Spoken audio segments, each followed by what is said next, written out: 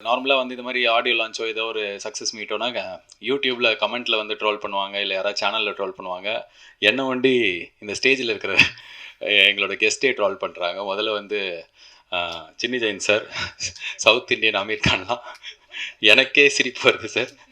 ஒரு லெஜெண்ட் அவரு. ஒரு 40 வருஷமா சினிமால அவ்வளோ சாதனைகள் பண்ணவர். நான் இப்ப தான் பேபி ஸ்டெப் எடுத்து வைக்கிறேன்.